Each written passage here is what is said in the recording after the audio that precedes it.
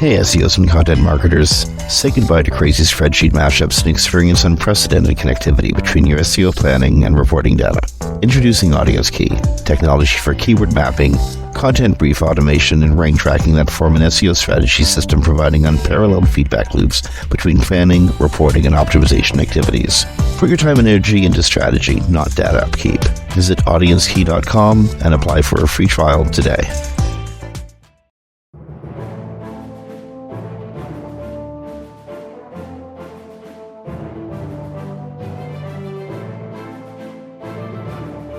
Hey everyone, welcome to Culture here on WMR.fm. It is the 13th of March, 2025. Like, honestly, the first quarter of 2025 is almost done, and it almost feels like it hasn't even begun yet. This is Jim Hedger from Digital Always Media and Christine Schackinger from Sites Without Walls. Hey, everybody. And before we start the show, we need to thank our sponsors at Audience Key and at Wix Studio. In fact, we're going to be having Tom from Audience Key on sometime in the next few weeks. They have a new feature that they want to talk about. And again, the guys at Wix Studio have been just tremendous supporters. So thank you both so much.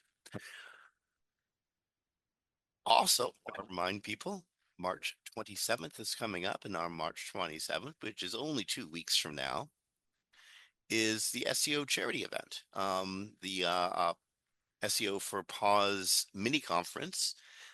Martin Split is going to be talking about unpacking JavaScript, which is actually really, really, really cool.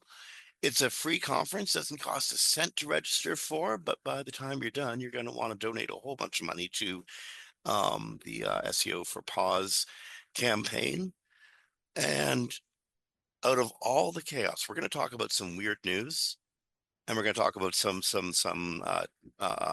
difficult things in the next hour, and some really interesting stuff in the next hour too. But of all the stuff, Christine, that's happened this week, there may be a chance for a not just a ceasefire in Ukraine, but a meaningful ceasefire, one that actually works for Ukraine, Ukrainian people, and hopefully for the millions of personal and real disasters that are happening just because of the nature of war.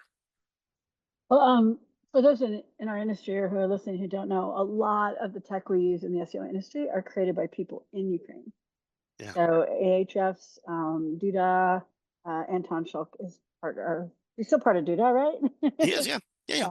Yeah. So there's quite a few tools, and so we are always concerned about Ukrainian issues. Hopefully there is, but within 12 hours of the discussion of the 30 days of peace, Putin bombed Zelensky's hometown. So Yeah. So not a lot of hope. I do hope for our Ukrainian friends that this is over. Seriously, this is the closest that both parties have come to being at the table where, I mean, a couple of weeks ago it was so heavily favored on the Russian side. Now it looks like momentum is swinging towards at least appreciating the Ukrainian side, and Ukraine side, and at any rate, and at any rate, March 27th, SEO for Pause. Check out the conference, give her the money, and help this cause out. And I will be speaking too, so I'm excited. And Alan Bleiweiss, who almost never speaks anymore, and as a wealth of information, we'll be talking about technical auditing. Absolutely. It'll be a most interesting afternoon. Definitely. Okay, so this definitely falls under the beware the Ides of March heading. We woke up this morning to a core update. It's March. It's spring in Google. Like I've been telling people online. You know what? It's been a while. It's been what, usually 2 months since we've seen one? Yeah, usually they're December, they quiet down. January and February, they're getting geared back up, and they run one in March. So at least this time, it is not a 60-day rollout. It is a 2-week rollout. It may take up to 2 weeks to complete. Yes, but not 60 days, which really messed me up last year because I don't get paid until I turned the audits over that I was doing, which when I had to go 60 days. without payment. Yeah, that was fun. Just to be very thorough, Google threw everything up in the air. We're gonna Yes. have to wait. Yeah, indeed, that's horrible. Yeah. Um, okay, so Google is saying this is a regular update designed to better surface relevant, satisfying content for searchers from all Yeah. types of sites. We, they being Google, also continue our being Google's, work to surface more content from creators through a series of improvements throughout this year. Some have already happened, additional ones will come later. So although Google always tells you there's nothing you can do to improve, that's a complete lie. Because I recover sites from core updates, and it's almost always technical, and I treat it as though it's the big cleanup algorithm for Google. They're like, hey, you have these technical issues, you've had them a really long time, and we're tired of crawling your site, so we're just gonna knock you down a bit, 80 to 90%. But as long as you know what to fix, I've had no core updates I didn't recover a site from. As Yeah, long I as they mean, did it's what I told them to do. They don't always do what I tell them to do, but I indeed. And told them so to. like core updates are actually really interesting. Yeah, and they're They pretty indicate easy. what Google, they tend to indicate what Google wants to do with itself moving Yeah. forward. Um, so anyway, this is happening a couple of weeks from now, around March 27th, when there's a conference about SEO for pets, by the way. Will they should stop rolling it out a few days after that. We'll start figuring it out based on, behavior in the SERPs and Bob's your uncle. Um, Experts will start writing about it 3 days later. No, 3 days, 3 hours. That's right. Can I tell you Absolutely. one quick story for this week? I know, just real short, because I know we have a lot today Mm, and not a lot of time. Um, I had someone come to me this week and or 2 weeks ago and asked me to review their site for a devaluation from a Google update. And I went and looked. I was like, it doesn't match up to any of the updates. And then I looked at it, and they didn't have a devaluation. They got picked up in a news story on a very popular trending story for 2 months, and they got Discover traffic. So they got like 300,000 visits from Discover. And you and I both know Discover can do that, but Discover is never like the same all the time and not it's not consistent. ever consistent, ever. You might get 100,000 and then not hear from them again, ever. So I wrote them and told them that I outlined it, showed it to them in images and stuff, how they didn't have a devaluation. And they were mad because they wanted to know what they had to fix. And I'm like, well, nothing, because you don't have a devaluation. Well, So could this always be a get these. case though, where you're at though, where you're at? Could this be a case where in Google's advice is right? Create more great content, we'll find it, and you'll get the discovery thing again. But they can't say it will happen, but it Right. might. It's so hard. Yeah. And even in news sites, it's really hard. But I just want to tell people, make sure if you drop, like right now in the next 2 weeks, that you get someone who has experience in updates to help you fix it. So, you know, so you know what's wrong and you can because you can recover. And Google's going to tell you, you don't necessarily have to do anything to recover. No, that's not true. Every core update where the client listened to me since they came out have all been recovered 100% as long as, we knew what to fix, because it's all the core rankings in Google. So it could be anything in that set. Yeah. Yeah. So, anything else in this one? No, no, but we, Cool. we can't skip the WordPress backup plugin vulnerability. Well, no, especially like seriously, this is okay. So there's a WordPress backup plugin vulnerability affecting like 5 million plus websites because it's the all-in-one WordPress migration and backup plugin from the Uh-huh. all-in-one, which is the maker of like a gajillion different SEO plugins. So, anyone who's It's using the all-in-one SEO tool set is probably also using. yes, So, but they fixed it. You just have to update, and it was based on I can't speak today. Unauthenticated attackers being able to inject a PHP object into the code set. But the good news is it's not really easy to exploit. So you're probably pretty safe. It's not one of those ones where you put it out there and anyone can attack your site. But you definitely want to make sure you update it as soon as you hear this, if you haven't already heard this. yeah, go there. If you're running all-in-one, update your plugins. You know what? If you're listening to this and you're not running all-in-one, go update your plugins anyway. Yes, always update your plugins. Okay. This is also one of those Ides of March things. I don't know if you've noticed your 401k plan or even obsessively like going to Google or 401k? Yahoo or whatever. Yeah, 40. What You mean401k? I'm Gen X. my 200.5er? Yeah. Yeah. Um, so if you go look at Google Trends and type in the word recession or the word tariff, you'll see a serious spike in Google user interest in these words. It's actually it's not a hockey stick, it's more of a vertical skyscraper. Yeah. And it's an indication of how worried Americans are about just the increasing level of absurdity in the economy and in the actions of the people responsible for guiding it. Well, and your countries, other countries are worried too. So it's a global thing we're creating here.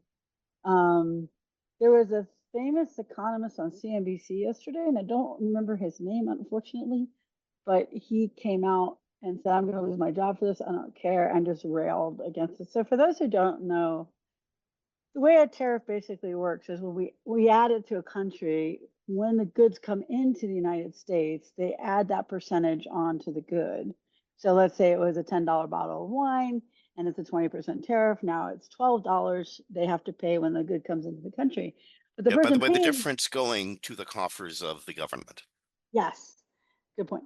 And so the importer who gets it has to pay that money. It's not the country who To the sent it. government. They got to pay the money to the Yeah. government, but Yeah. they imported a good and they had to pay out on it. So what are they going to do? They're gonna when they sell it, they're not gonna eat the cost. They're going to have the consumers pay the cost. And they might have them pay a little bit more, to cover other things around that importing at the extra cost. So your $10 bottle of wine may now be $12 or $13 based on that. And then there's also always people that get greedy and they just add a lot more to it because they think they can. But so today, the president of this country, my country, US, said he's going to add a 200% tariff to wines and champagnes and liquors that come in from, I believe it was Europe, it could be France. Mhm. And that would mean that $10 bottle of wine would now be $20 with a $10 amount having to go to the US government from the importer. So when they get it to the people who sell it, they're going to have to pay that $20 plus whatever extra the importers tacked on. So by the time you get it, that $10 bottle of wine is probably going to be about $30. That's what a tariff is. So there's a lot of times on our current administration will tell people it's not a tax, it decreases taxes. That has nothing to do with it. It's actually called a tax just because it simulates a tax. It's not technically a tax. It is money our government has said you have to pay. Now they do this sometimes for good reasons. Chinese EVs are very good, but they were able to sell them at $6,000 a piece. So if they came into our market at $6,000 a piece, they would destroy every other competitor in the market. So we added a tariff to those to get them up more in line with the cost that United States manufacturers have to do, use to make them. So let's just say it was $15,000, but they get them up about equal so they're competitive in the market and they don't destroy the market. That's a good use of a tariff. Unfortunately, these are just kind of random and who knows, and they change day to day. So the market can't tell what they can do. Even if they knew it was going to be negative, but it was going to be consistent, they could predict and move forward, but they can't do any of that right now. So our stock market is also crashing. So these are So just basic economics. This isn't political. This isn't ideological. This is just how it works. so why does this matter on a tech show? Well, for a couple of reasons. One, stuff is made of stuff. Yes. So computers are made of things. Chipsets are made of things. Those things have to come from somewhere. Their raw materials got to come from somewhere. If the raw materials have a new tariff imposed on them, which is essentially a tax on the consumer, those things will cost more. Yes. So, to make this computer, I've had to spend more money. I'm going to have to charge more money. Secondly, all of the companies that we work with are affected by the greater economy. Small businesses to the great large corporations. When we see major cutbacks happen, a manufacturing recession perhaps, we lose jobs in our sector. Yes. why is this important? Well, normally it's the strum and flow of politics. And honest to goodness, Christine and I are both highly political outside of our tech worlds. But for the most part, when it comes to tech, we don't care. We care about the tech. Yeah. But in this case, it's having such a um like ripples on, like when you throw stones into water, you see the ripples just ripple out. You have no idea what those waves are going to affect off in the peripheries. We're seeing waves off in the peripheries, and that's why Uh, it matters on a tech show. it's not even just waves. I did see it a Slack yesterday that several people they've lost clients based on possibility of recession and having to pay more for their goods. So, because some people stored up ahead of time, aluminum and steel, people who need that. But unfortunately, if you're selling perishables, you can't stock up on that ahead of time. So you are now paying whatever extra cost. And it's very confusing right now because they did a blanket tariff. Now it's based on the new NAFTA agreement. I forget what it's called. Like Kuzma. Thank you, Kuzma. And so if it's in a Kuzma, it's not tariff, but if it's outside of Kuzma, it is tariffed. And that gets very complicated. Like if I have a car, which has like a million moving parts, um, then that car now, which part's tariffed? Also, another thing is one of the reasons we get cars cheaper here is you move it across the Mexico and Canadian borders, back and forth, back and forth, back and forth as they make it or make the parts. And right now they are not being tariffed because the auto industry went to the president and said, please do not tariff us. And he said, I'll give you 30-day reprieve. But also the reason we're supposedly doing this, there's a supposed reason, and that is it was if we can endure 3 to 4 years of this, then that will move manufacturing back to the United States because we'll have to make everything here so there's no tariffs. The thing is that we don't have the capacity to do that anymore. We don't have those plants to do it anymore. So even in But can three you to four imagine the years, cost? Like yes, suddenly your hammer goes from being a $5 hammer to a $30 hammer because you got to pay for the building the hammer was made in. exactly. And then in addition to that, the old tech, like automobiles, doesn't need to come back to the United States. The new tech, like under the CHIPS Act, we're putting in manufacturing plants so we make chips for the new economy.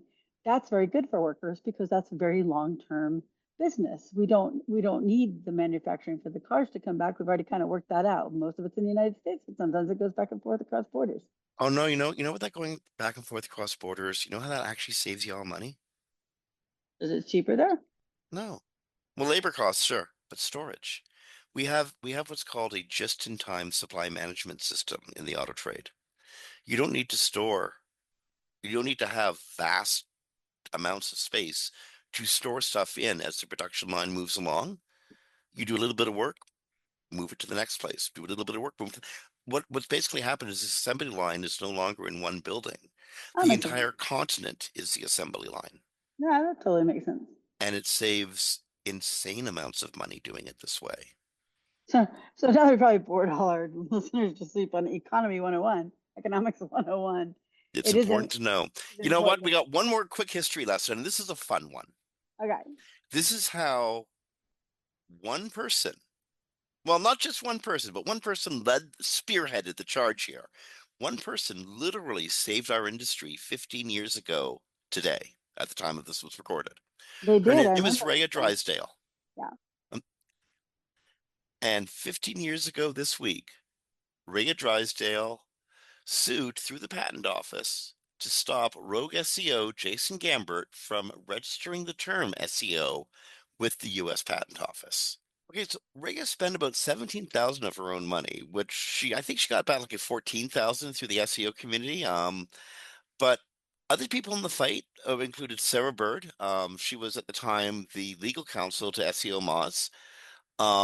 She noticed the patent application first, and she turned on Jonathan Hockman, who turned on Barry Schwartz, who turned on me, who mentioned it on one of the early Webcology podcasts. And this is back when this was a live to air and then recorded. Like we said, we were destination radio at the very beginning with Webmaster Radio. So people in the SEO community tuned in. Rhea was a regular listener. Heard that this guy Jason was like literally trying to trademark SEO, and she went and filed an appeal to it and stopped it. And she's a hero for it. Yes, she is. So It's a I very feel big really deal at good the about time. I our remember. part in it, because you know what? This is a case where, the media helped win. Yeah, that's awesome. Oh, Okay. Elon Musk is losing money hand over fist. He lost over 100 billion amidst Tesla's worst weeks ever. And this is gonna be the world's richest man wants that $56 billion back. Um, I remember an appellate court overruled um the Tesla shareholders who actually voted to give Musk $56 billion as a pay. Um, and then it got blocked by another judge. Now Musk is trying to appeal that so he can get his money back. And the world's richest man. It's really weird. Why are people on Facebook outing themselves by bragging about their Tesla purchases? Like, what's the matter with you guys? I don't understand that. I'm seeing it all over the place. You see marketing people, oh, I bought a Tesla and I'm really offended by people who think I'm like, Nazi adjacent. I don't understand that at all. no, I don't understand it either. Also, right now, did you hear the funny trend that they're turning their Teslas into like Civics and stuff by changing the Yeah. Yeah. This is an Oldsmobile, I swear. It's not your daddy's Tesla anyway. exactly. So anyway, Okay. did So you? here's some I'm sorry. Did we sorry. talk about the $56 billion payday? Well, talked about him trying to get it back again. Yeah. I just think this is Maybe he will, maybe he hilarious. won't. I hope he doesn't. But, But it's just hilarious, right? Because the company lost half its value specifically because of him. And yeah. yesterday he asked for them to pay that $56 billion payday that he thinks he was promised, but apparently most of the courts have not thought he was promised or he doesn't deserve. So I just think it's kind of funny. I'm like, I just tanked your company, but hey, pay me $56 billion. I honestly don't care about boycotting Tesla. I'd rather bankrupt it. Moving right along. Um, Google is dropping the page annotations feature. Yes, It's which is, yeah, that was terrible. Do you want to explain to people what it was? Do you remember? Yeah, so Google Yeah. would like display your page, but it would insert a link in your content or links into your content. You didn't add those links. Google added those links, directing, really making them in charge. It's like giving them authority over your content. And it was, I don't know, I can't even explain why they did it, but now they've shut it down. Yes, thank goodness. It was such a weird thing. It was I like a mean, link it to your own moved you to content, your own content, and then move you out to Google. Like, it was very weird. what they were trying to do is like, okay, so if you click on this, we'll give you the search results of what this means. But it took users out of your page and back to um, Google search. It's like you got the click and now they're taking it away from you again. Exactly. That's okay. Why would they do It's that? I terrible. never understood. Why do they do that? But they don't anymore. They stopped doing it, so that's a good Yes. thing. Yes, it was a terrible product. I don't probably didn't get but use much either. So, speaking of a company that's sort of like acting antitrust, these things happen for a reason, Google, and there must be at least 50 more ways to break up Google, but the US Department of Justice has filed a proposal outlining 4 ways to break Google's monopoly. The filing proposes 4 ways to loosen Google's monopolistic hold on search and advertising. Christine, you want the honors? In Well, the first way yes, I'm sorry. they've For a second, I'm suggested like, where are they? First way Yeah, they've suggested is to require Google to separate Chrome from its business. That would mean like, selling it or spinning it off to an independent company. So, right now Google gets so much data out of Chrome. We're not. There's a great debate on what they do with that data. In fact, um, is it fair that the biggest search engine also has the most dominant browser? I don't know. Speaking of ways that you just antitrust Google, the U.S. Department of Justice antitrust filing proposes 4 ways to break up Google's monopoly. Um, you remember the antitrust cases, the one that ruled that Google absolutely has a monopolistic hold on search and advertising. Well, here's the U.S. Justice's 4 proposals. First one, requiring Chrome to separate Google from its business, which would mean selling it or spinning it off to an independent company. And then there's limiting Google's payments to companies like Apple. Apple's already asked the court not to do this because they need that money. They don't really need it, but they want it. Well, and Stop. furthermore, reducing its ability to secure exclusive deals like that. This Yes. is when Google comes and says, we're the search engine by default. Yeah. And they go, no, and you can't do it with anybody else either, nor can you go back to Apple and make that deal later. Well, here's Well, the it's funny thing. Apple can say you're the search engine by default. You just can't give them 20 billion, 20, was it $20 billion a year billion, to do that? billion, yeah. Stopping Google from favoring its own products over competitors in search results. We do know they do this. This is the one I think would be the most fair. Increasing transparency in Google's advertising and data practices so competitors have fair access to key information. But part of what they're talking about is exposing the algorithms. And I Yeah, don't that's never going to happen. know. Plus, I don't think a company should be forced to expose their algorithms. I mean, yeah, Google's played a lot of dirty pool, but so have a lot of others. And it should be I think it should be a fair one. So they're talking about making them the most likely one right now is separating Chrome.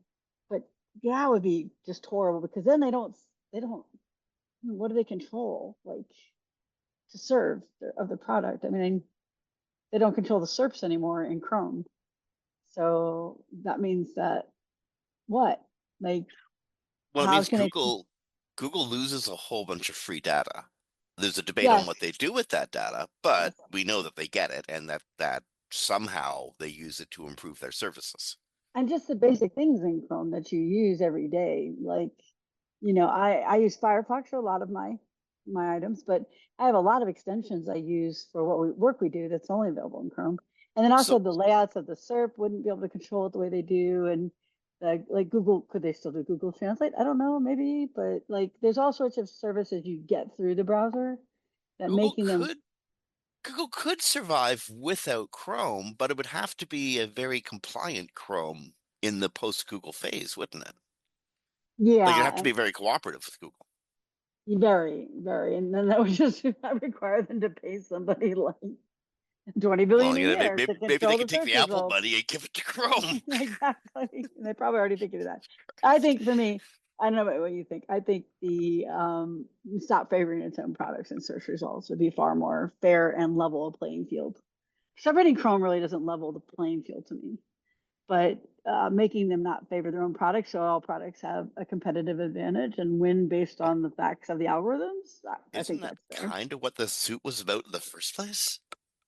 Yeah, yeah, but now, like I said, the most likely one they're talking about, what I see, in the trades, I guess you could say, the publications that talk about this stuff, is that they want to separate Chrome. But it just seems like the least it would damage Google, but it's not even that. Like, who else has browsers, right? Remembering many of the people coming up with these remedies don't actually understand how the machine works. So this is the That's most true. obvious solution.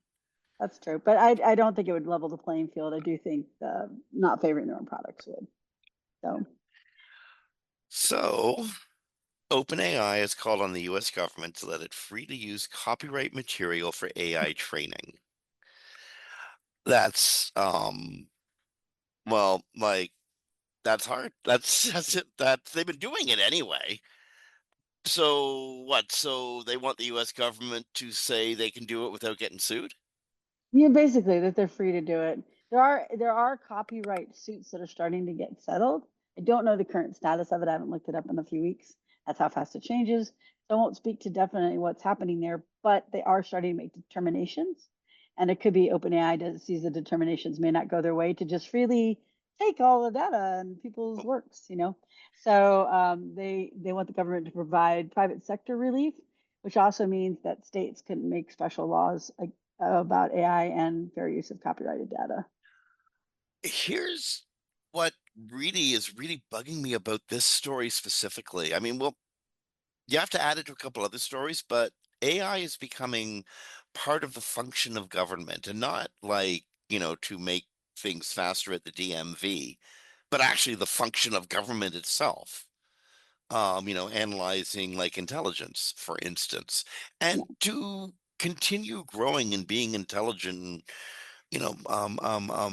trying to replicate human intelligence, AI has to continue learning, especially about new things.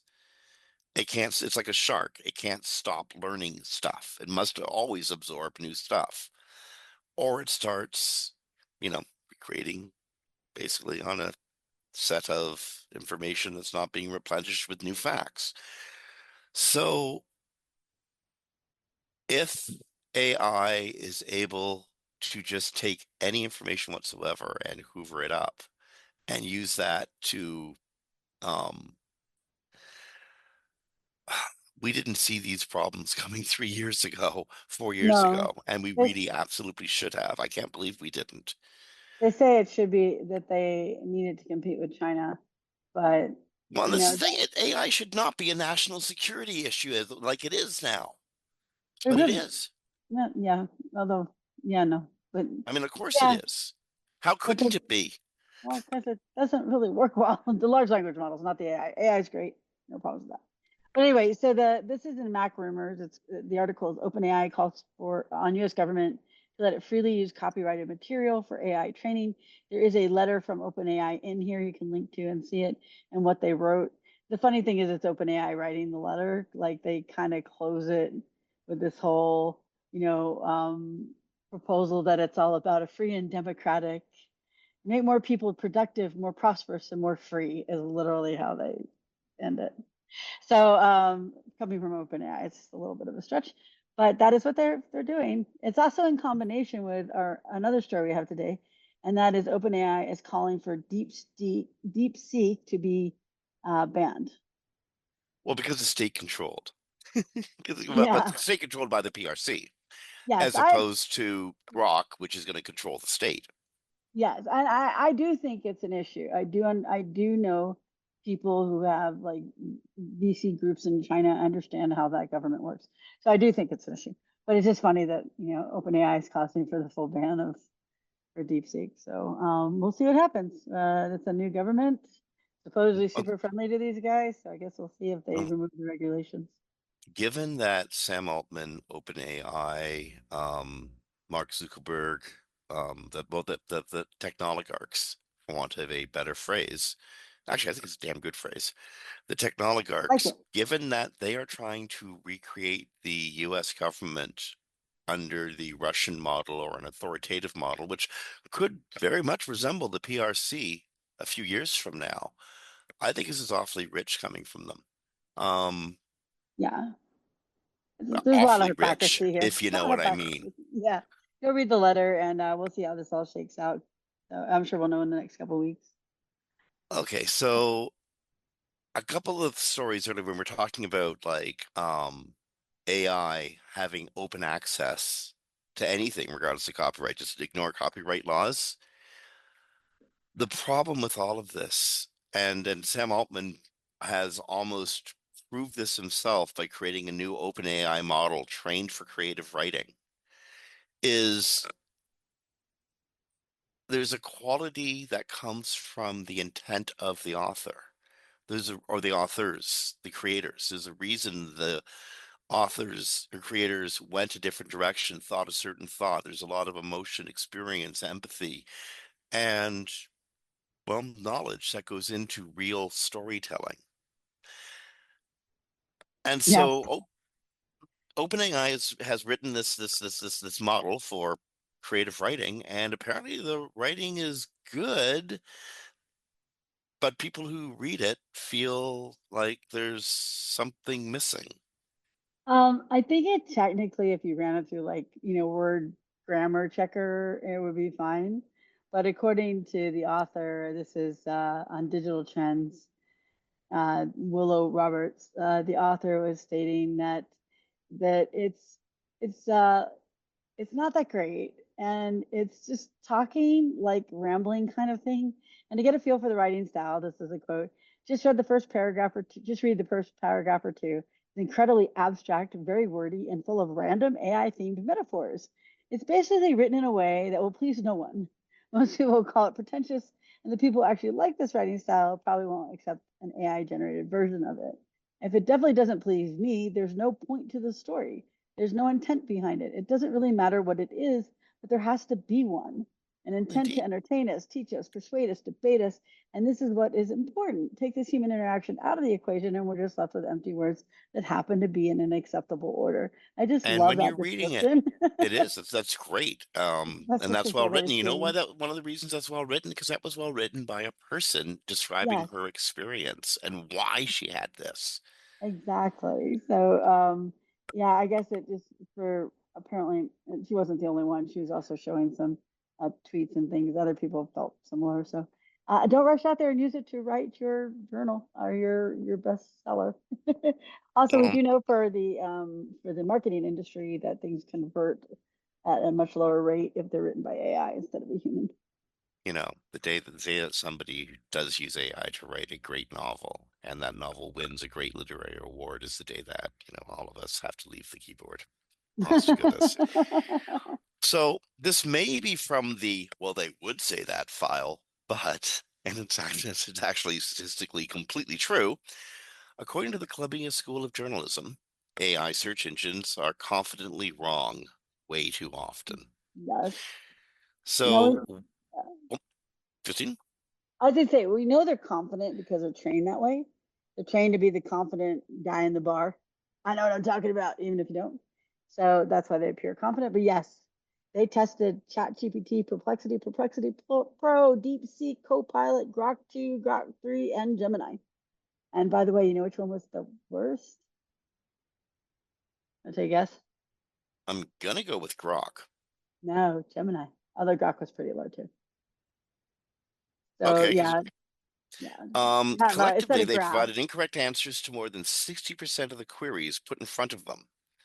Across different platforms, the level of inaccuracy varied, with Perplexity answering 37% of the queries incorrectly, while Grok 3 had a much higher error rate, answering 94% of queries incorrectly. Oh wait, this is funny. So the reason So it came in Gemini as does wrong, worse? yeah, but you know what I just saw in the next set of graphs? I forgot that these are related. Um, they pull forward the links in the AI overviews. So most of the AI overview links didn't work. Went to Probably because they're 404s. making them up. That's why. So they're wrong. But we know that AI, large language models, make up citations, make up text, make up. So, and I guess apparently the Gemini made up a lot of links. Hold it, hold it, hold it, hold it, hold it. Because the only reason you want to get mentioned Yes, in Gemini through AI overview is so somebody will click on that link. And yes. are you kidding me? No, and by the way, this is the Oh my God. Columbia Journalism Review, and the Search Engine Roundtable has an overview of the study. Study AI search engines are confidently wrong too often, but they have a link to the study, and the study has these great graphs where you can see specifically where they're wrong, how they're wrong. Like some of the things that they checked were article was the article correct or not? Was the link there or not? Was it a 404 arrow page? Was it a publisher's homepage, original article, syndicated article, or an official copy? You So know what else apparently, Barry's, what's that? do we know what else Barry's article had in it?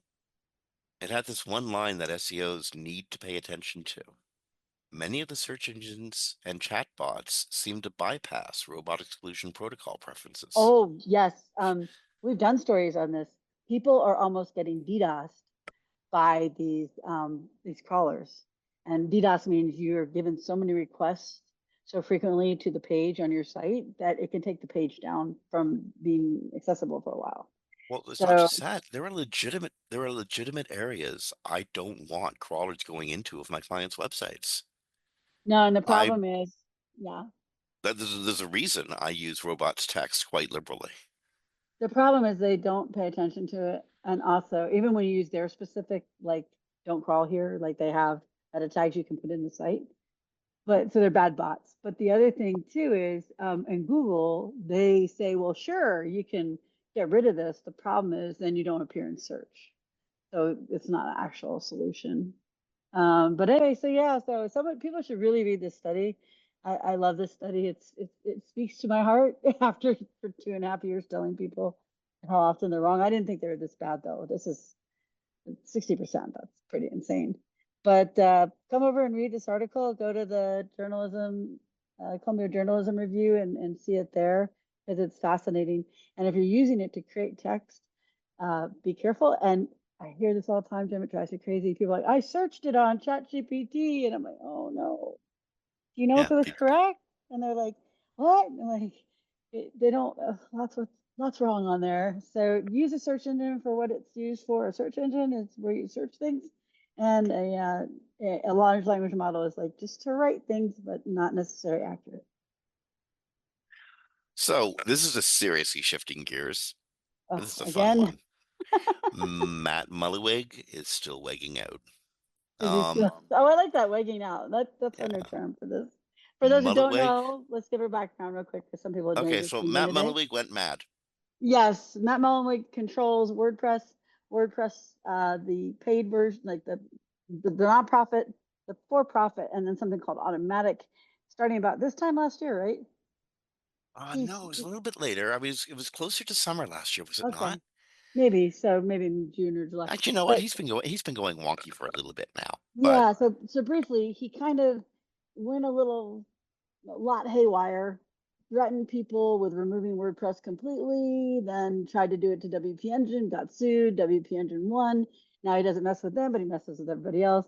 Banned a whole lot of people that have contributed to the core development of WordPress for many, many years from the Slack, so they can't contribute anymore, and on and on and on. And now we are at what point, Jim? well, now we're at a point where the courts have backed Matt off of his attempt to, well, basically become the WordPress emperor. Um, but he's made a bunch of enemies, and now on a leaked Slack chat, Mullwig is considering limiting future WordPress releases to just one per year from now through 2027, claiming it's the only way to get Yeah, the only way to get them Automatic, the paid company that contributes to WordPress core, and also Matt's, is to pressure WP Engine to drop their lawsuit. I forget which lawsuit this is, but I know they won the one that Matt sued them. well, because Matt Oh, basically cut WP Engine out of the yeah, WordPress environment, killing basically destroying their business. They sued. You can't do that. yeah. You can't do that. And that's why WP Engine right now is, I tell my friends, is the one safe host because you know that he said publicly he's not going to do anything because he doesn't want to go to court again. So this is One basically him blackmailing the rest of the system. Exactly. And once a year, what's the number one problem people always have with WordPress? Like if you could suggest it to a client, I wonder if you get the same response I do. The biggest problem people have with WordPress, Yeah. getting Security. hacked. You need to Yeah. uppress. You need to Sec- update everything all the time. yeah. Security, right? So you're not going to update WordPress but once a year and it controls 50% of the internet. Like, yeah, to me, that's a lawsuit That's waiting to very happen. dangerous. Very dangerous. Yeah, I think it's a lawsuit waiting to happen. And we also know that Yoast had talked about creating a fork and a new WordPress. So we'll see what happens there. I haven't seen anything updated on that. But yeah, Yeah. Matt's wagging out again. I like it. Wagging out. Okay, so privacy, thy name is Bob, and Bob, we know everything there is to know about you. Meta wants its advertisers to connect to Google Analytics. Um, there's Yeah, been a firewall, a big wall between Meta and Google because Meta has so much directly connectable information on individuals. This is going to be disaster. and this is done by the individual owner of the analytics account. This isn't like Google says or not. They've made it available to connect with Google Analytics in the Meta ad account. Yeah. Well, soon. It's not available. It'll be available very soon. Yeah, I don't think I need. I don't know. I mean, This is a What- privacy. I can't think of the Yeah. number. I can't. I've thought of a bunch of ways this is going to destroy any sense of privacy for individuals in these ecosystems. The ad targeting is going to be way better though. Probably. So, Kind of crazy. you'll Yeah, see a better class of shoes, or at least shoes that fit you. But like it comes at a huge cost. it does. It does. But I don't know. It's funny these companies keep getting addressed for their privacy issues or their antitrust issues, and then they just make more of them. But they know it'll take a while for the law to catch up. Well, indeed, it's the bull in the china shop sort of thing. You can be a bull in the china shop and just go and destroy all the china, and by the time it comes to collect and stuff, the china's already broken. Yeah, You can't put it back together again. yeah, exactly. Okay, so Twitter, Twixter, X went down this week. I think it Hmm. was like what, 18 Wednesday? hour outage or so? Yeah, yeah. I think it was 18 hours, and I think it was Wednesday. By the time I got online, it was back up. I think it happened overnight. And it So mightn't have been like a complete outage. There might have been like sporadic ups and downs too. I'm not entirely clear on the story, but you know what else isn't entirely clear on the story? The owner uh, of Twixter itself, Elon yeah, Musk, because he's out there claiming that Ukraine did it. I think he exactly. knows Ukraine didn't do it. No, we know he knows Ukraine didn't do it. It was just trying to get people to be angry at Ukraine. Yeah, actually, Anonymous claimed to do it. The Anonymous account is active again. By the way, for those who don't know, Anonymous could be anybody because anybody can claim to be anonymous. It's fine with them.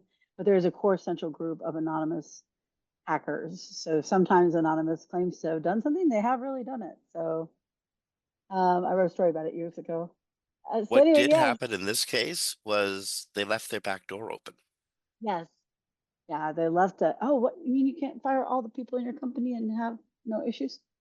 Yeah, yeah, they had a backdoor issue and also a DDoS attack, which is just they overloaded the server, which is hard to do nowadays because most things are in the cloud.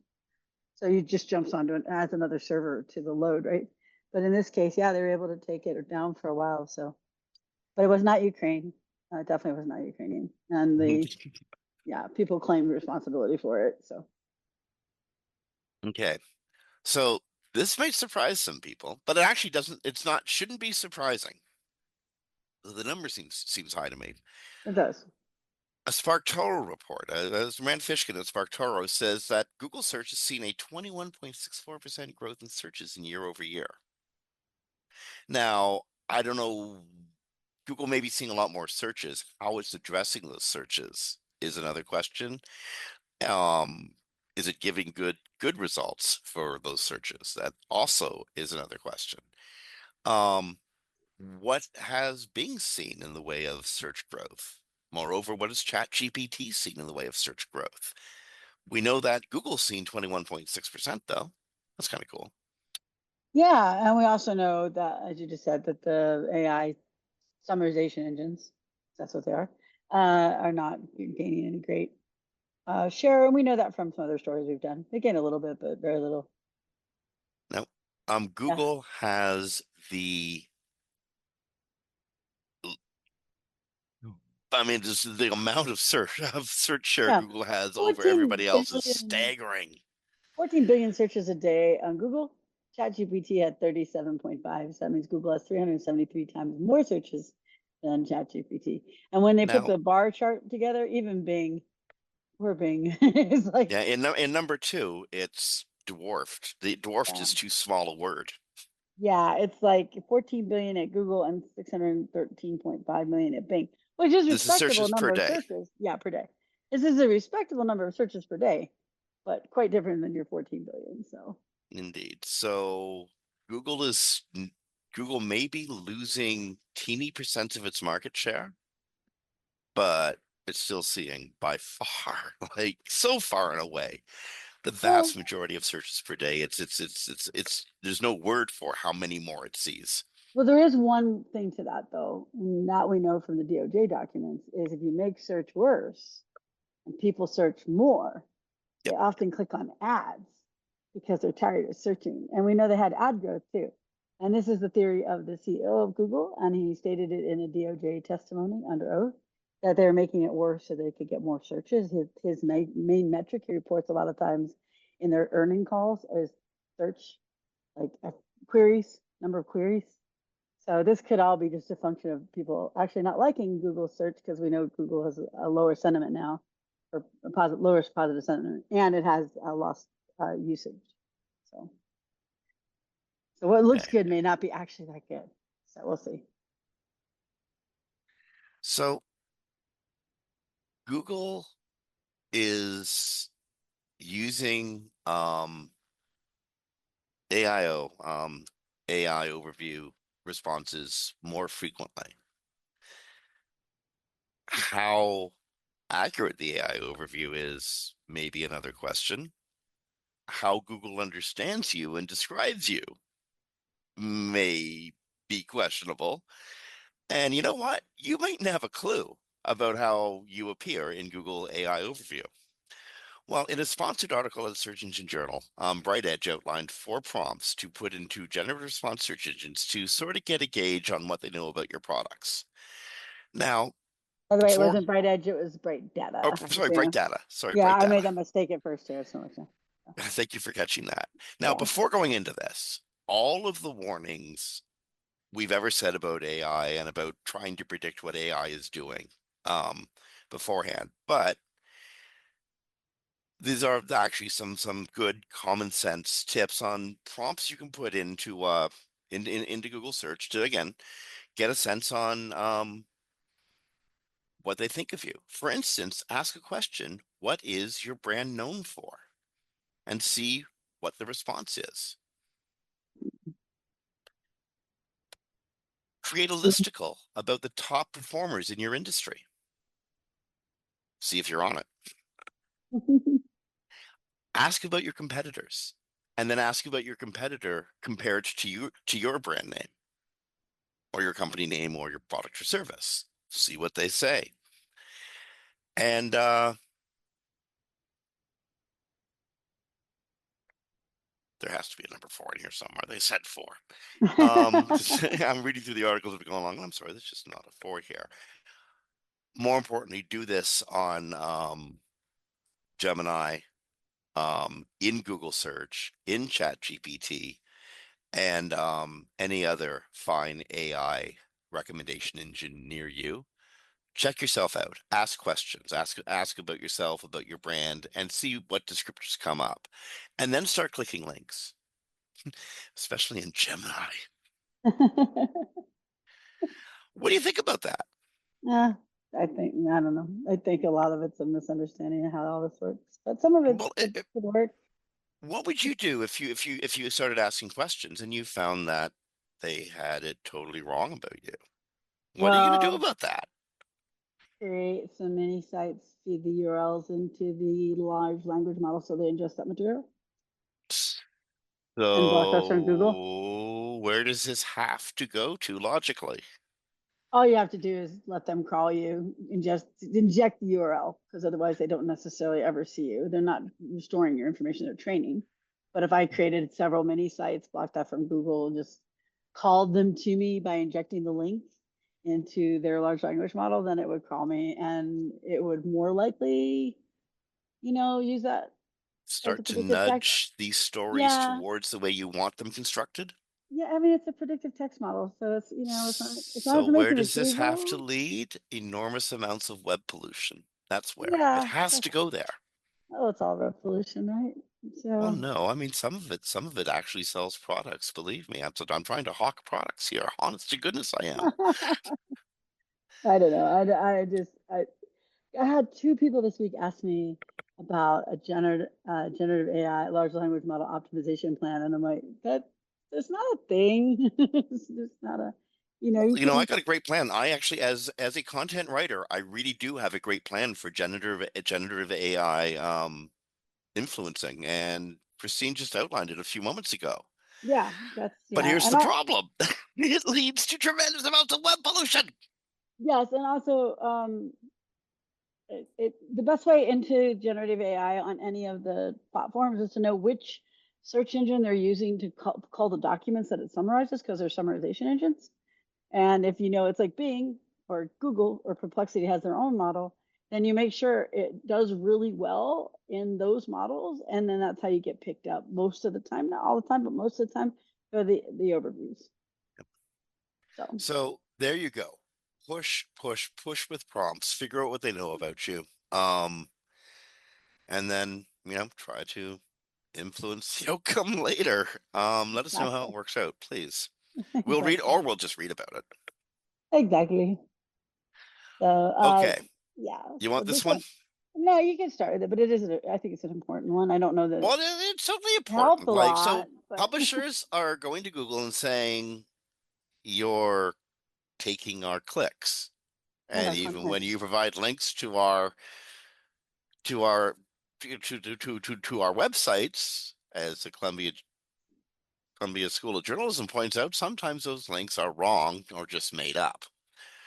So Google's VP Product Research, Robbie Stein, responds to those concerns, saying, "This is your part."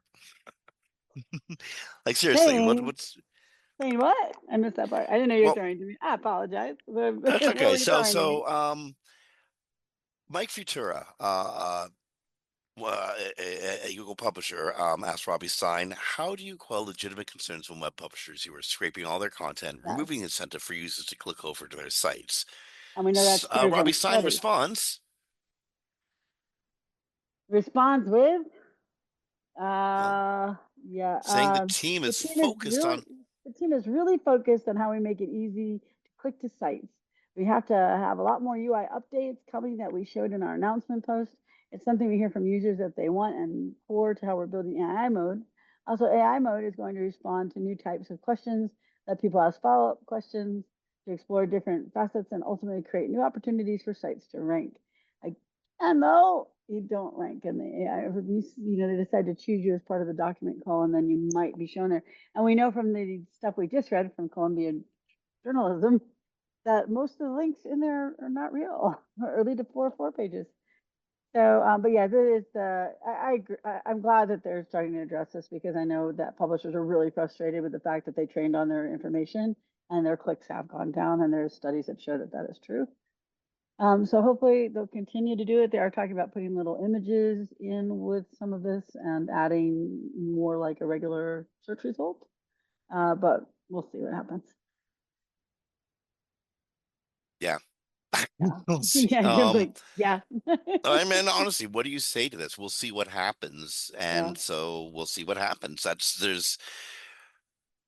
really wish Google would do what Bing was doing and let us toggle back and forth. Here's the 10 blue links.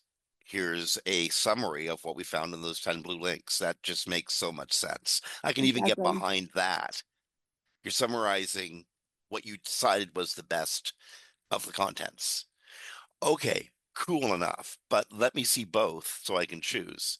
That would be a we'll see what happens next that I would really like. I feel like an old man just yelling into the cloud. Yeah. No, you're not. It's a real Well, I problem. am actually. I literally am, but I also feel like I'm right.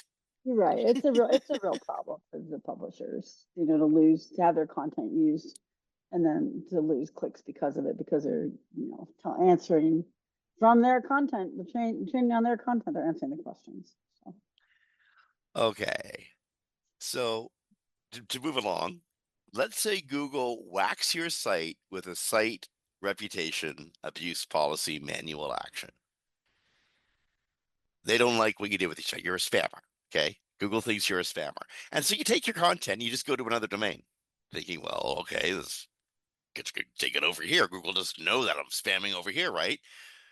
Well, Google just expanded the site reputation abuse policy manual actions next steps section, which says now move the violating content to a new domain. If you link from the old site to the new site, use a no follow attribute in those links. Avoid redirecting URLs from the old site to the new site, as redirecting may introduce the site reputation abuse policy again. It's really nice of Google to tell you how to circumvent this, eh?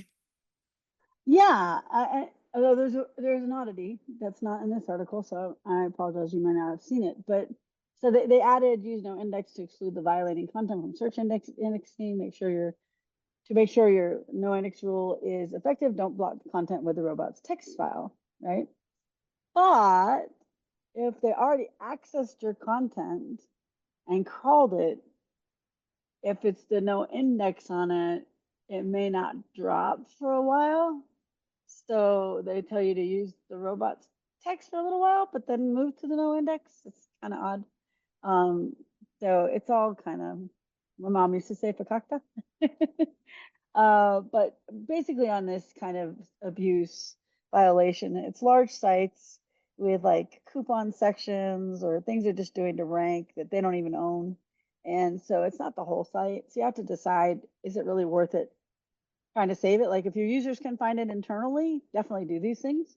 But Google isn't going to allow you to like take it and move it somewhere else and then redirect your links and then get the content back. Once you've been killed by this, you're pretty dead with this tactic. So you have to either change how you're doing it or you have to just make it invisible to Google and just hope that your users can find it internally. I would just like to see a lot of this stuff disappear from the web because this is where so much of the disinformation and actual outright separate dumb people from their money content exists. It's true. And the thing is that it also harms smaller publishers who really spend the time in cultivating, their kind of coupon and deals. I work with a client that is a coupons and deals site. There are real coupons and deal site. They've been around for 20 years. As soon as they started implementing this rollout on the big sites like Forbes and stuff, their traffic went up like 20, 30% because now they were getting those spaces back again, right? And they weren't having to compete with the strength of like a Forbes or something who really shouldn't be selling cannabis gummies. I guess they could, but doesn't seem to fit their brand. So that's the thing. So I do think it's a good thing. It just it's usually only going to target the content that you shouldn't have been ranking for anyway. Here's a good one. I love. I'm really happy about this. Google has published a new robots text explainer, um, outlining how robots text, helps publishers and SEOs can actually control search engine crawlers and bots. The ones that actually obey robots text. Yes. It's a must read for all SEOs. And you know what? Even if you're an advanced SEO, go read it again anyway. This is one of those things you want to refresh yourself on over and over and over again. Yeah, there's one that's really odd though. So it says you can leave your robot text file empty. That was always fine. Or not have one at all if your whole site may be crawled. And you can add rules to manage crawling. When in the past, if you didn't have a robot's text file, they didn't crawl you, right? Yeah, indeed. I'm actually kind of like scrounging my eyes at that. You need a robot text file, do you not? Well, unless I'm remembering it was something else, but I do remember that they would not crawl if you had no RT. You could have an empty RT, but you had to have some file on there that told them how they were allowed to crawl your site, or they would not crawl it. So I just thought that was Maybe that they was don't need that interesting. anymore. Yeah, maybe they just don't. Yeah, possible. Well, you know what? Their AI crawling probably doesn't respect it anyways. So maybe that's why. Anyway, Yeah. it's a good thing. Everyone should know how to use their RT properly. So here's a neat one. This is Google on low effort content that looks good, but um, is it good or not? Looks good, but isn't good. Low effort content, LEC. Like Yeah. John Mueller called it, low effort work that results in content that looks good. And I guess I just tell me if you see, because I had a little trouble following the logic here, but basically it's just like the page looks really good, the design's really cool, but the content still is just low quality content. It doesn't really matter if the page looks good. Is that correct? Yeah. They will still try to go after it. Okay, I just want to make sure I didn't misread because I was like, maybe I'm not Now, understanding. which is good. You know what? If Google's trying to eliminate content from its index that passes bad information or is just low quality, there could be the same information being provided in far better ways or greater detail or whatever Google's considering quality in the context of this information sphere. Probably, just cheap AI generated web pollution content, of which we were speaking a few minutes ago. Well, you know what really bugs me? What's that? Google publishes AI overviews it knows to be wrong sometimes. Yes. Well, it doesn't know them to be wrong, but It it knows knows they're that some of them are wrong, knows a good quantity of them, sure. and that's okay in the world of certitude. That's okay, but if they find it on low quality content on a really good looking page, they're going to burn it.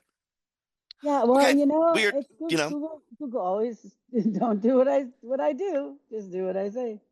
yeah, So, yeah. indeed. Yeah. Okay, some stats for you. AI overview is trending towards more authoritative sites and And moving certain away types of from, queries. sorry, Sorry. Certain types of queries as well. this is bright edge data, by the way. This one confirmed absolutely bright edge, and I'm confirming it by saying it's bright edge. I can see both words. To say, you know what, just making sure we got to get this one right. Yeah, and this is in combination with them sending it more to YouTube as well. It's just Right Edge did two studies, kind of, yeah. So they're kind of Okay, mixed together. so they found that instructional content, especially with how-to queries, instructional content, visual demonstrations, verification and examples, current events, these are getting advanced overviews that cite YouTube videos. Yeah, it's Um, interesting how many are going from to videos. But you know what? I also see that as it's different than sending people to a text website that may be wrong or, maybe bad or maybe who knows what, or maybe not there because it's 404 link. Um, but yeah, they're doing it with YouTube with instructional content, visual demonstrations, verification, current events, authoritative sites, basically in industries like healthcare, B2B tech, finance, travel, insurance, education. Not so much if you're like not one of those kind of authoritative industries. So they're not sending it as much if you're, like, what's a good example, Jim? well, I think a good example is education and the education and the industries around education. And when we say education, we're not talking about like the Oxford website or the Harvard website or the U of T website. We're talking about all the companies that will provide you materials for education. Sometimes these materials are suspect content. That's the kind of stuff that we're talking about. But or that predominates in the space called education. So when they say that Google thinks that the education category is less authoritative, it's not that the universities or the institutes are not authoritative. It's just so much bullshit around these institutions or that make business off of students going trying to get into these institutions. And yet, that being said, the ones that benefit the most from video are visual Healthcare. demonstrations, step-by-step tutorials, product Yeah. comparisons, and real-world examples. Instructional getting 35% Well, yeah, referrals, but and these are visual things like, demos getting 32%. but that actually makes sense when you're thinking like we're looking at things like healthcare. So how do you take a measurement? How do you take a pulse? Um, how do you screen for different types of cancers? A visual demonstration can be quite useful there. E-commerce, how is this product used? Yeah, how does it work? How does it Or function? how Yeah. cool do you look using it? I mean, YouTube provides you a wonderful series of, I don't know, commercial opportunities, really. Well, Um, Barry Schwartz unboxing is like a big thing. So it really is. well, I mean, seriously, Well, he does loves he to do them ever and people love to watch. stop? God, goodness gracious, that guy.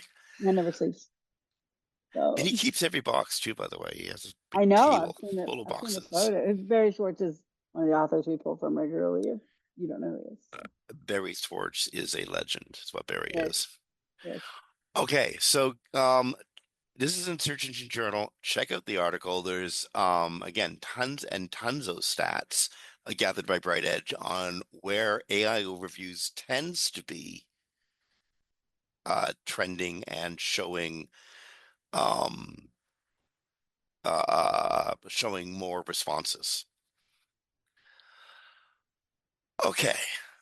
We still have like a jillion stories to get through. No, no, we don't, because some of them are fast stories, and I will go through That them is true. quickly, and then you can just respond. So the Mm. ads are also that are coming up are fast stories.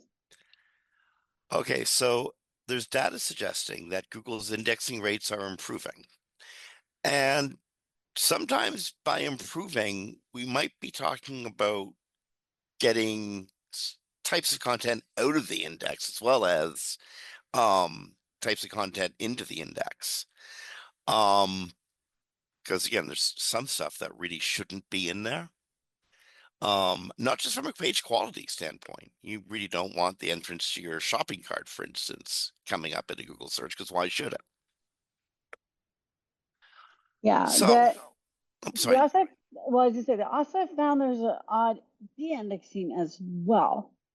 Sometimes there's no indirect directives, but also it'll index it finally, and then it decides it doesn't really like it, and then it de-indexes it.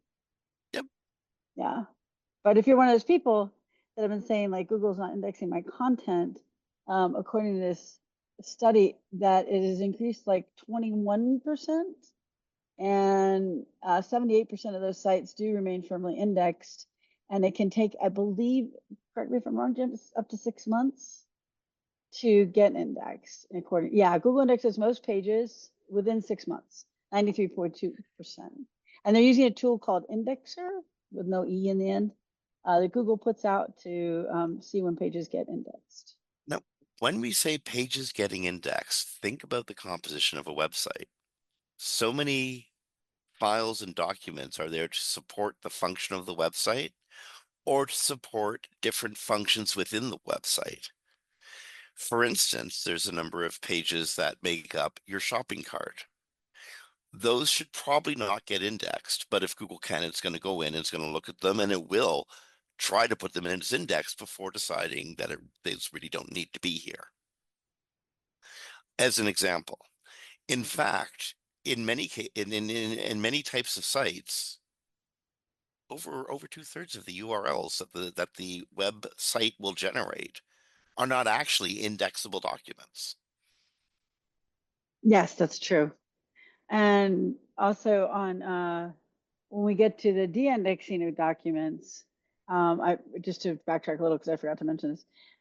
They have data that on all of this, and of the ones that do get indexed, the ones that do get de-indexed, 1.97% get de-indexed within 7 days, 7.97% de-indexed within 30, 13.70 de-indexed within 90, and 21.29 de-indexed after 90. So basically, your your the indexing times can be 3 months or longer. So if your page has been up and then it's de-indexed, Google's found something it doesn't like. The place to go look for that is in GSC. It will tell you why a page, it'll say like page crawled, not indexed, or page Mhm. not discovered, not indexed. Discovered, not indexed has technical issues. Crawled, not indexed, you have to do a little more deep diving on that. Yeah, yeah. Yeah. Often a content issue, or Google can't read your content because it's got too much JavaScript goop to go through, and it's got so much JavaScript goop to go through on so many similar pages, it thinks it's duplicate content. It does. Oh, and one more thing. That's I the just, dumbest one of all, by the way. no, the dumbest one is a new thing I'm seeing on sites. Font too small. I've seen that on 3 sites I've audited in the last 2 months. Is that a mobile problem? No, It's a mobile problem. It's got to be a mobile problem. What do you mean font too no, small? no, but that's where it's checked, right? Because it's mobile first. But yeah, so font can be too small for Google and they will not read it. So I'm it has to be below. I hate using points because you don't use points anywhere. Using amps and percentages for responsiveness, but they say below 10 pixels, 10 points, then they might not read that content. So check. And I had several sites like had these tiny little sections. I could read it on the screen, but it was very small. It's like in basically reports that I generate, I tend to use 8-point font in charts because it's just so much data you want to express and you're confined to what's effectively an 8.5 by 11 page. You need to use 8-point font just to get that chart all in there looking good. well, you Bruh. know when you're Well, doing the this is an image of it. example of good looking content Google just won't deal with. Huh. Exactly, because like it's too tiny. I can't tell what that is, so I'm just gonna move on. So it's been around for a long time. But I just funny that I had 3 sites in 2 months that had that issue. Well, Google is Yeah. getting older. Yeah, but it was the sites, not Google. Okay. Google But on Search Console, no index detected errors. yeah, so this seems to be a Cloudflare situation. They're not 100% sure what's causing it, but they believe they've worked it down to Cloudflare. And basically, someone's like, Google Search Console index says that there's a no index detected, and the person's like, I checked everywhere. And I had this happen actually on They checked something in the head recently. section. They checked the They're, head, they checked the if they have the I can't think of the file right now because I'm tired. they're the The robot one text it's on files. Apache and Apache too Oh, yeah, can yeah, yeah. de-index something.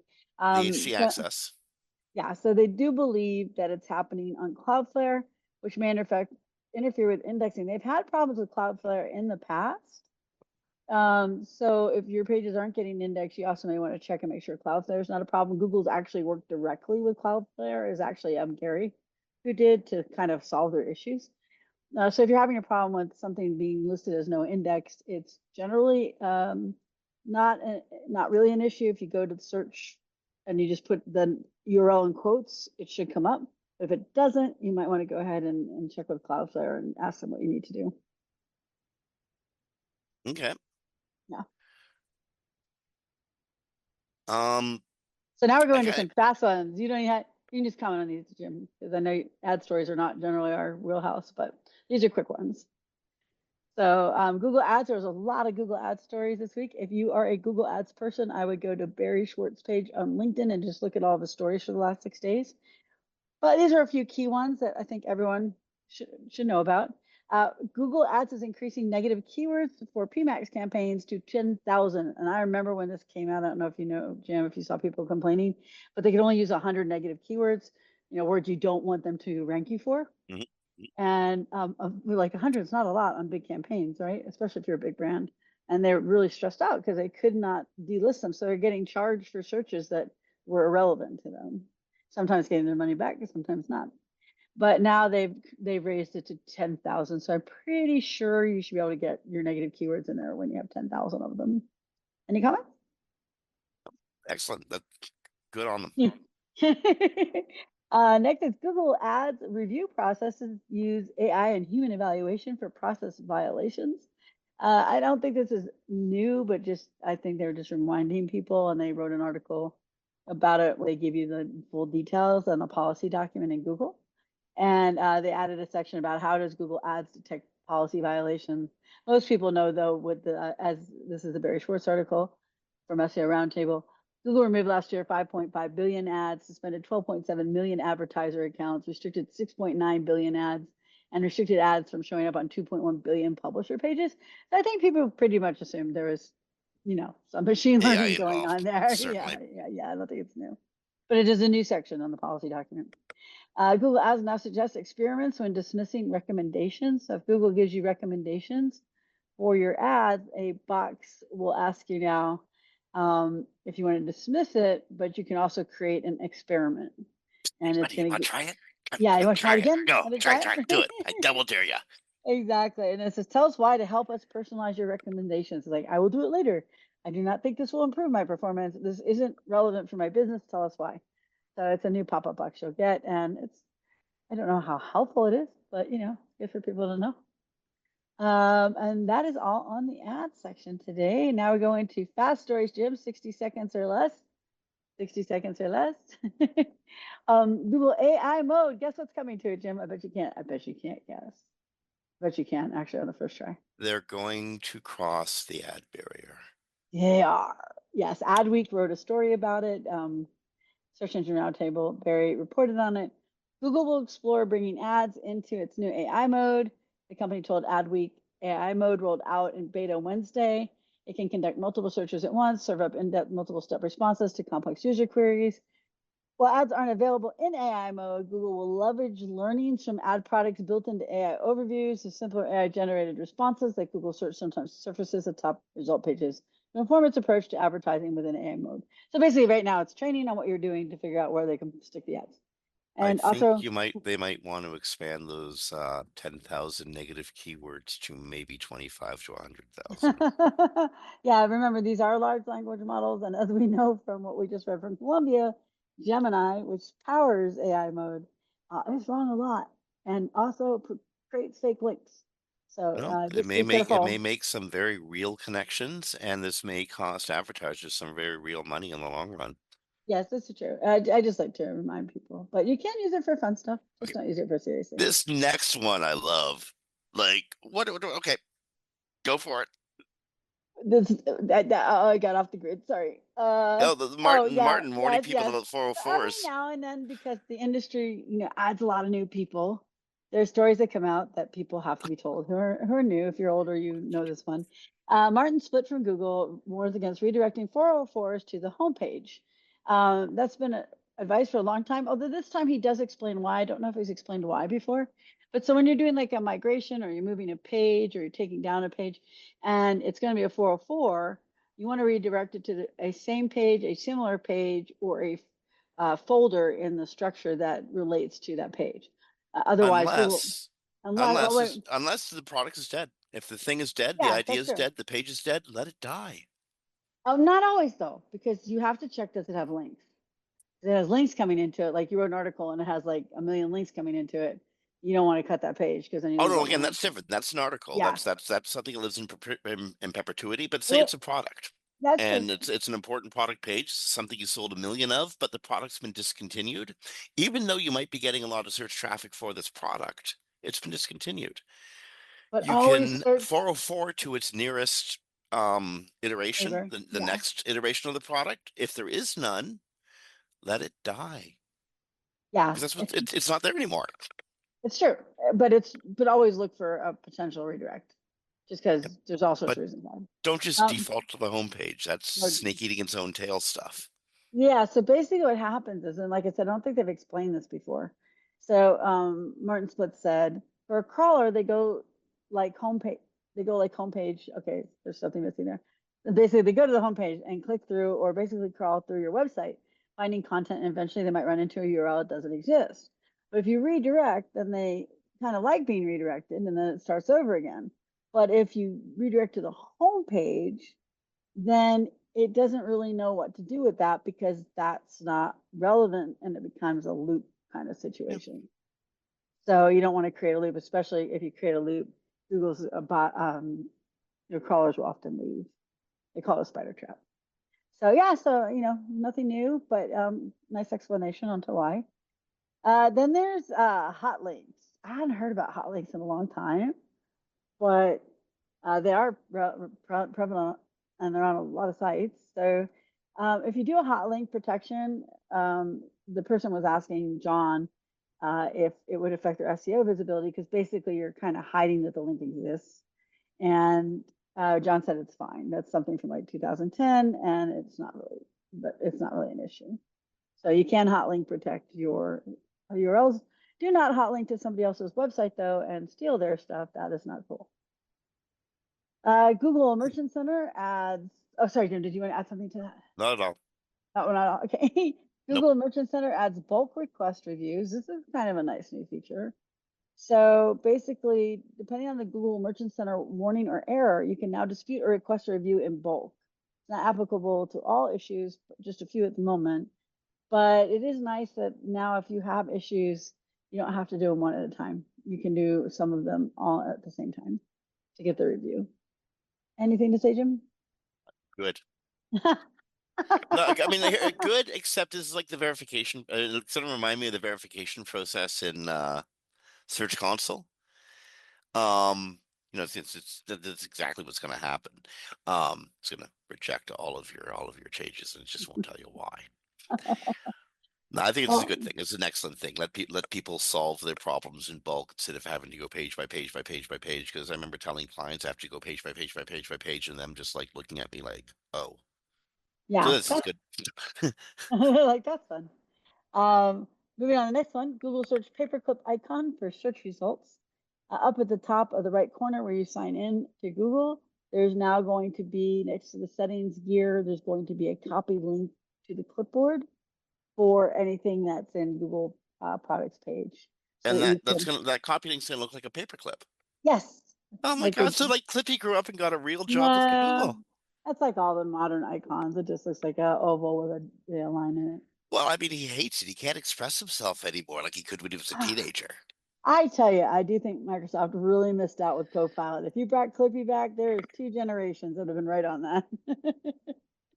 um, Okay. so next, Google Shopping results is going to add a price is the same at checkout. So apparently, sometimes people try to change the price at checkout and show a different one in the, where you go to Oh, purchase. no way. Really? They'd pull a Really? Swifty on you like that? They have, and it's Oh, actually, who would do something awful like that I can't imagine, but now it says in this world? Oh my goodness. now it says that the price at checkout is the price that you're seeing on search. So I think Or that's fine. someone's getting suspended. Yes, you can get Good. suspended for doing the falsification. Yes. Good. Now here's our last story and my favorite story of the day because it does have an SEO lesson in it. Hmm. And if you get a chance, go to Search Engine Roundtable and look up the nearest food store photo story. So Hmm. someone named their store the nearest food store. Smart And we idea for that for the next month. well, we see this all the time. People do near me, near, those kind Hmm. of things. But Google doesn't use the word near when it comes to locations, like local locations. They use things like, how far are you currently from that store? They can tell by your phone, right? There are things like that that they use to determine near. They don't use the word. So a lot of companies were told like to change part of their name to near something or nearest. This one is the nearest food store, but it Which doesn't is help you in search. It is fun though. This guy guy's got a whole lot of publicity for saying nearest food search, so a it food did work, store. Yeah, just yeah, not the way you thought it would. exactly. Yeah. So yeah, Google doesn't use the words near me in local search. It uses like relevance and location and all sorts of other factors. So anyway, I thought that was a fun way to end the day. I don't know. So So if you want to succeed in Google search, name your store relevant location near me. and then There you you actually have to go. be near the person when they're looking it up. Yeah. Yeah. If you want to do well in Google search, if you're a small business and you're trying to do well in local, give them a heck of a lot of information about you as much as you possibly can Yeah. and get reviews and just go And nuts on your Google business profile and just fill all the boxes. Do it. reviews are Like extremely seriously, they important. give you these boxes to fill in. Fill them in. Yes. Yes, and get some really good information about filling out like your Google My Business from people who write about local search because it can be a little tricky and you want like a guide right there with you while you do it. Also, Google has documentation on that. Let Google So that's publish it, your home Jim. phone number. What the heck? So we made it through the grid. We absolutely did. And we might Yeah, have gone over time. Sorry, studio. But it was a fun, fast paced, huge information show. it was. Well, it's hard now to determine like what stories to do. There's so many. Indeed. Well, Yeah, so hopefully I think we got a good grid today though. So and now we're going into the weekend. One more day. one more day One more into the day. weekend. It's not Yeah. a long weekend, is it? No, no, it's Oh, regular damn. weekend. Well, there's to hoping. Okay, but we have gone around the full grid. So, on behalf of Christian Shack and Sites Without Walls, it's Jim Hedger from Digital Always Media, and you've been listening to Webcology on WMR.FM, recorded live to podcast at on the 13th of March, 2025. Friends, this is a really challenging time. People are like hair trigger. Try to be kind to each other. Try to be empathetic. Even those of you people who think empathy is the fall of Western civilization, try it anyway. You'll have a way better day. Be kind, be nice, rank well, be well, and we'll talk to you next week. Bye, everybody.